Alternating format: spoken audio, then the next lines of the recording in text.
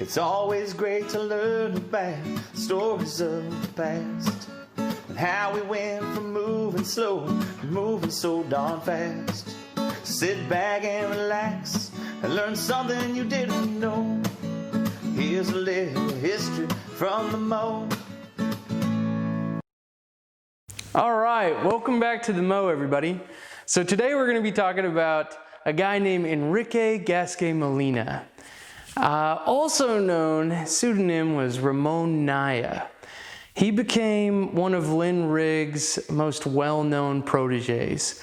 So they met in Mexico and they went back and forth from there to Santa Fe, to New York together, and they had a great relationship. They were partners professionally and romantically. One thing that we love about Ramon is how he covers certain time periods of Lynn's life through his paintings, and later on a lot of the wonderful plays that they co-wrote together. So this one is named Hazel. So this takes place in Lynn's kitchen here in their beautiful home in Santa Fe. We have some great pictures of their home and then some wonderful shots of Lynn amongst all of Ramon's paintings, and some of Ramon actually at the easel painting some of these works. So we're going to show you all of these in our collection. Again, I wish we had more space to hang some of these great paintings by Ramon Naya. One of the coolest things I found at the Beinecke up at Yale was this interesting hotel postcard. It's really more of a flyer from a beautiful little hotel in Jalisco, Mexico. If you look here on the left-hand side, it looks like a really neat sketch, possibly a watercolor of a Mexican painter. And then on the right, you have this nice little illustration of a writer. So this area here in Mexico was known to be quite avant-garde, a smaller art colony there.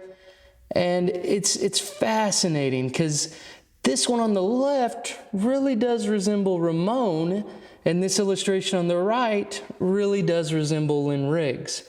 Another awesome thing that really brings the two artists together here. Here's another great one by Enrique Gasque-Molina, also known as Ramon. So if you take a look here, this one doesn't have a title, and I wish I knew more about its location, but it looks like some builders are working on a courthouse here, or something very official, because we've got this great clock up above. So I always refer to this one as the 720 painting because the clock here. But what's wonderful about this, Ramon actually signed and dated the bottom of this one. And so we know that this one was finished up in 1937. All right, this is our last painting in our collection of Ramon Naya's.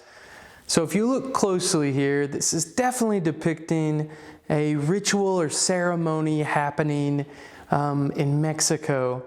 So Ramon, of course, grew up there, and then later on traveled to Santa Fe and then to New York with Lynn. But this is a really wonderful piece we have because we have the photo of him actually painting this piece. So if you look closely, he's just starting to work on it, and this is the finished product. This one also is in great need of conservation as well. These are almost 100 years old, about somewhere between 80 to 90 years old. So we're really hoping that we can get some conservation work done on some of these, and then have some more research done on Ramon's work and his life. He was a terrific writer. He actually beat Tennessee Williams out for an award. Cow in the Trailer is one of my favorites of Lynn's and Ramon's that they collaborated on for radio. But his artwork is astounding, and we're so happy it's here in Claremore. Thanks again for tuning into our show here at the Mo.